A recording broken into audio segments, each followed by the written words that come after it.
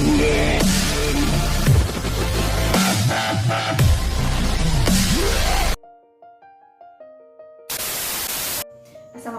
warahmatullahi wabarakatuh. Waalaikumsalam warahmatullahi wabarakatuh. Sebelumnya terima kasih kepada Ibu sudah menyempatkan waktunya. Perkenalkan, nama saya Fitri Novita, mahasiswa dari Universitas Muhammadiyah Tasikmalaya, Prodi D3 Keperawatan. Nah, tujuan saya di sini untuk melakukan penyuluhan atau pendidikan kesehatan tentang bagaimana cara mengatasi kecemasan dengan cara pengalihan.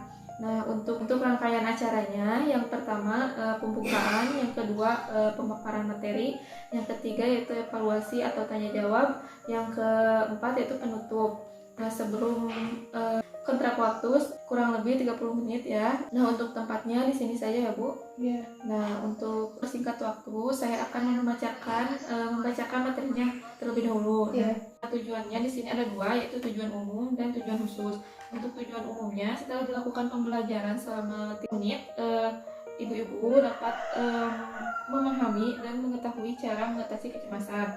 Nah, untuk tujuan khususnya, klien atau keluarga mampu menjelaskan menguraikan tingkat kecemasan. Untuk materinya di sini ada pengertian kecemasan, tingkat kecemasan, tanda dan gejala kecemasan, faktor-faktor yang menimbulkan stres, cara mengatasi kecemasan dengan cara pengalihan. Langsung saja saya akan menjelaskan pengertian ansietas. Ansietas adalah di mana individu atau kelompok mengalami perasaan gelisah, penilaian suatu opini atau opini dan aktivitas sistem saraf otonom dalam merespon terhadap ancaman yang tidak jelas, non-spesifik. Selanjutnya, tingkat kecemasan. Untuk tingkat kecemasan dibagi menjadi 4, yaitu ada ansietas ringan, ansietas sedang, ansietas berat, dan yang keempat panik. Untuk yang ansietas ringan adalah perasaan bahwa ada sesuatu yang berbeda dan membutuhkan perhatian khusus. Nah, untuk ansietas sedang merupakan perasaan yang mengganggu bahwa ada sesuatu yang benar-benar berbeda. Yang ketiga, ansietas berat, yaitu ada sesuatu yang berbeda dan ada ancaman, memperlihatkan respon takut dan distres. Yang keempat adalah panik. Nah, individu kehilangan kendali dan detail perhatian hilang. Karena hilangnya kontrol, maka tidak mampu melakukan apapun meskipun dengan perintah. Selanjutnya, tanda dan gejala ansietas.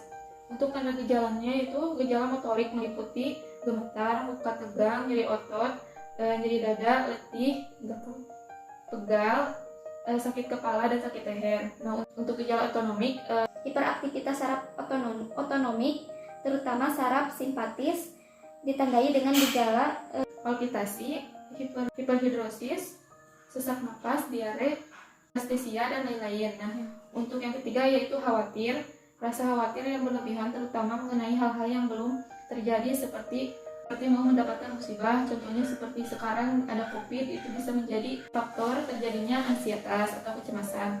Lalu yang terakhir, kewaspadaan berlebihan. Kewaspadaan yang berlebihan meliputi gejala tidur terganggu, sulit berkonsentrasi, mudah terkejut, tidak bisa santai. Selanjutnya adalah faktor-faktor yang menimbulkan stres. Yang pertama, lingkungan yang asing, kehilangan kemandirian hingga mengalami ketergantungan dan memerlukan bantuan orang lain. Yang ketiga, berpisah dengan pasangan dan keluarga. Nah, yang keempat, masalah biaya. Yang kelima, kurang informasi. Yang keenam, ancaman akan penyakit yang lebih parah. Yang ketujuh, masalah pengobatan. Terus selanjutnya, cara mengatasi ansietas. Nah, cara mengatasi ansietas itu ada banyak, yang diantaranya yang pertama ada relaksasi napas dalam, relaksasi otot progresif, relaksasi hipnosis 5 jari, atau bisa dengan cara yang lain seperti mendengarkan musik, membaca, bersantai, ataupun bermain.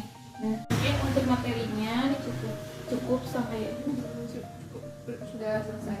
Untuk materinya mungkin sudah selesai. Nah, materinya sudah selesai. Sekarang sesi tanya jawab atau evaluasi.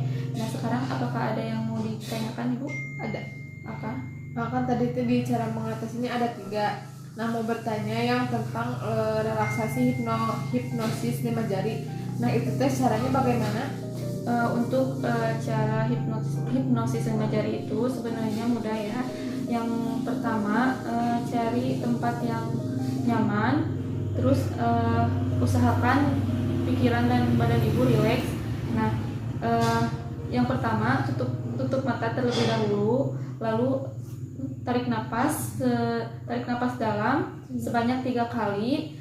Kemudian posisikan jari ibu seperti ini. Nah, yang pertama dengan mata tertutup, posisikan atau tempelkan jari ibu ke telunjuk. Nah, bayangkan ketika ibu sedang sehat. Nah, yang kedua itu ibu jari dengan jari tengah. Nah, bayangkan ketika ibu sedang bersama orang yang ibu sayangi. Nah, yang ketiga ibu jari dengan jari manis. Bayangkan ketika ibu mendapatkan pujian. Nah, untuk yang terakhir ibu jari dengan kelingking. Bayangkan tempat yang ibu sukai atau tempat yang bisa membuat ibu bahagia. Setelah itu ibu bisa lakukan kembali tarik napas dalam sebanyak 3 kali. Mungkin seperti itu ibu. Apakah sudah mengerti? Ya, sudah. Terima kasih, Neng. Semoga bisa bermanfaat dan bisa dilakukan sendiri oleh ibu ketika nanti ibu mengalami kecemasan.